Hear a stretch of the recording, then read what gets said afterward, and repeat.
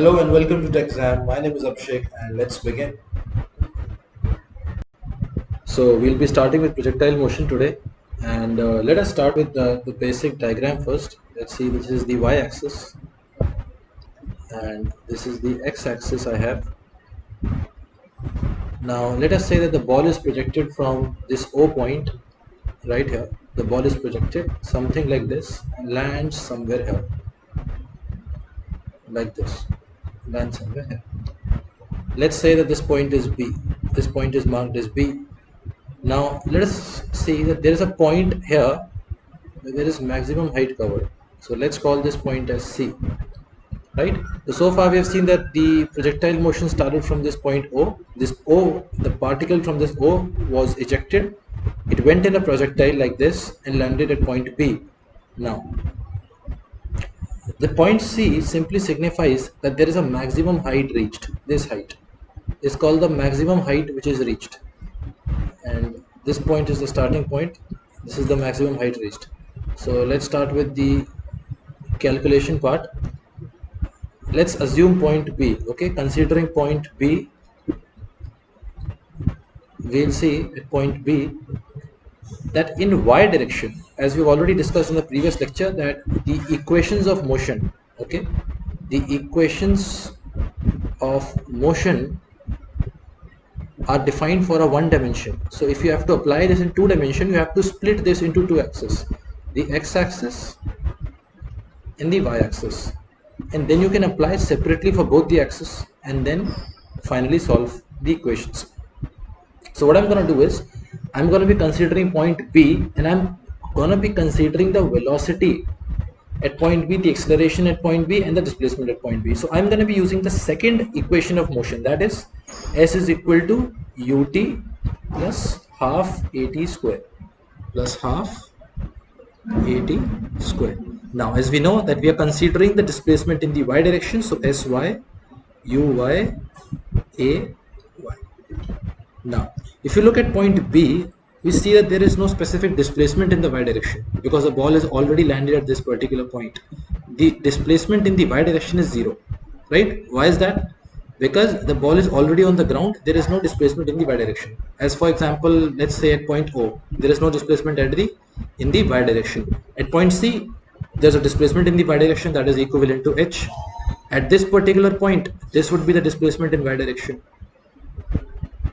At this particular point, this would be the displacement in y direction, but at B there is no displacement, in the y direction. So when there's no displacement in y direction, you would simply say that Sy will reduce to 0. Now when Sy reduces to 0, we can say 0 is equal to uy t plus half ay t square. Also considering, we find that the gravity is basically the acceleration in the y direction. So we can say that ay is nothing but g. Okay, ay is nothing but g. The acceleration which is acting on the ball in the y direction is going to be g. So moving on, we can say that 0 is equal to uy t minus half g t square. Alright. Now, what is the velocity in y direction? What is the value of uy? If I were to find the value of uy, now let's have a look at the figure here. If I consider this point O, right? I consider this point O, there are two, let's say this velocity, the velocity of projection is u, like this. This is the velocity by which the ball has been projected. Okay, now this u can be decomposed into two components, right? So I'll just write the two components here. If I say that the two components are in the x-axis and the y-axis, let's say that in the x-axis the components are going to be like this: ux, uy, and this is somewhere the velocity of projection u, which is the resultant also, right? So this is the velocity of projection in x direction, this is the velocity of projection in y direction. Now if I consider this angle to be theta, I could simply say that the value of uy is going to be u sine theta. I hope you guys are following. The value is going to be u sine theta. So if I substitute this value in the above equation right here, so what will I get? 0 is equal to u sine theta t minus half g t square. On further solving this, I'll take this term on the left hand side. So I will say that gt square is equal to 2u sine theta t. Further, t will be equal to 2u sine theta by g. This would be the time of flight to cover the entire distance from 0 to b, or I'm sorry, from O to B, right? This is the time of flight. Time of flight. Okay. Or you can simply say that the time it took for the projectile body to be in projectile from the initial point to the final point. So what time did it took? It took this time, 2u sine theta by g. If the point is, or the particle is projected from O point, the time it requires to reach the point B is going to be 2u sine theta by g. Alright, how did we do it? Let me repeat it for you once more. We took the velocity, split it into two dimensions, in the x-axis and in the y-axis, and then I substituted the value of y dimensions velocity because we are considering the equation of motion in y direction. Okay, so this is how we find time of flight. Now this is the time of flight, that means it is the total time which is required. What will be the time of flight if I consider the maximum height reached? In other words, if I look at this from O to B, right, this is going to be my complete range of motion. Body O से चलती है, body B पे land करती है. The whole, as I've already discussed in the previous video, the displacement is basically the movement of the body from the initial position to final position. There has to be a change in the position. There has to be a specific change in the position. तो अगर आप displacement देखो body का, body started from O and body ended up landing at B, so there is a displacement OB, which is the range, right? Displacement की definition ये होती है that it is the shortest distance which is traveled from the initial point to the final point, considering that there has been a change in coordinates. So anyways, तो O से लेके B तक जो आएगा, that will be called as range. Now, if the total time of flight was 2u sine theta by g, which we have already found, what will be the time required for half of the flight? That is for the maximum height covered. ठीक है, यहाँ से यहाँ तक जाने के लिए आपको अगर 2u sine theta by g लगता है from O to B, तो आपको C point तक, which is at half the distance, right? आधा distance है O से लेके C और C से लेके B, they are equal. OC and CB are equal. We are considering that the maximum height is reached at the center, so आधा time लगेगा O से लेके C तक जाने में, that will be u sine theta by g. So the time required to for the projectile to be projected from point O and to achieve the maximum height C is going to be u sine theta by g. So the maximum height in next slide let's cover with this, कि अगर हम maximum height reached की बात करेंगे तो the maximum height reached, इसके लिए हम जब टाइम कंसिडर करेंगे तो वो हो जाएगा u sin theta by g, right? एक चीज और डिस्कस करते हैं इसी के साथ पैरेलल में, let's also discuss the range, जो मैंने पिछले स्लाइड में डिस्कस किया, that range would be the displacement of the particle. So the displacement is basically from O to B. Now if I consider the motion happening in the x dimension, as we have already split the components, that this is going to be the y-axis, this is going to be the x-axis.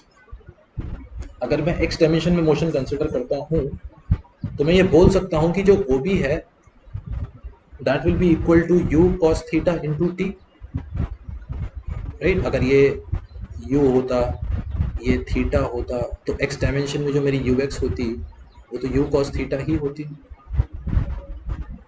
तो this is the velocity, this is the time, displacement is equal to velocity into time. We have discussed in the previous lecture also. तो O से लेके B तक जो displacement होगा that would be the velocity in x dimension, because OB जो displacement है वो x dimension में है, तो displacement will be equal to velocity into time. Now this time is the time of complete flight. ये हमें ध्यान रखना है that this is the complete flight. O से लेके B तक कंप्लीट फ्लाइट का टाइम है, तो we will substitute the value of complete flight and we will try to find the value of OB। तो OB की वैल्यू निकाल लेंगे और in other words will try to find out the range, और range आ जाएगी हमारी u cos theta into 2u sin theta by g, which will obviously we have substituted the value of time of flight.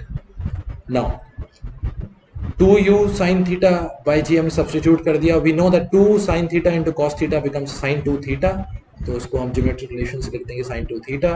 u into u will become u square, so we write u square and divided by g. ये आ गया range, that is the maximum displacement of the particle from the start to the end. तो ये आ गई range. अच्छा, अब अगर maximum height निकालनी थी तो हम पॉइंट कंसिडर करेंगे सी. कौन सा पॉइंट कंसिडर करेंगे? सी, ये वाला point, C point, because maximum height जो रीच हुई है वो हमारी पॉइंट सी पे हुई है, तो will consider the point C. तो यहाँ हम कंसिडर कर लेते हैं point C. If I consider point C, मैं बोल सकता हूँ कि displacement at point C is gonna be u t plus half a t square. Now हमें निकालना है मैक्सिमम हाइट रीच्ड, ये एस वाई, राइट. हमें निकालनी वैल्यू एस वाई की. एस वाई क्या होगा? U y. U y is the velocity in y dimension which is nothing but u sine theta. ठीक. टाइम कितना लगेगा? U sine theta by g. It is written above as you can see. This is the time required of flight for maximum height reached, minus half g square of u sin theta by g का whole square. ये आ गया maximum height reached. If you will solve this expression, I think you will get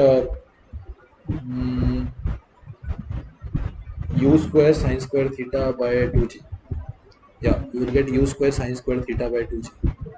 If you will solve this expression, you will get the value u square sin square theta by 2g. तो ये आपकी आ जाएगी maximum height reached, right? This is how you solve projectiles. This is one way to solve projectiles, जो बड़ा ही easy है. And you don't have to remember the formulas also, right? Because हो सकता है कि projectile condition को अगले बार बदल दे, right? जैसे कि इसमें देख रहा हूँ, इसमें जो प्रोजेक्टाइल है वो हमारा O से स्टार्ट हो रहा है. It is going somewhat like this. यहाँ से स्टार्ट हुआ और B पे एंड अप हुआ. हो सकता है that somewhere in the question वो प्रोजेक्टाइल ऐसे ना जाके मे बी ऐसे चला जाए.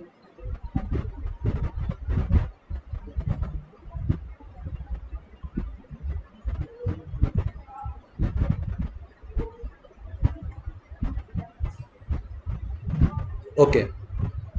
Now let us look at a question of projectile motion, and I will solve this question in the next coming lecture, but I want you to give this as an assignment.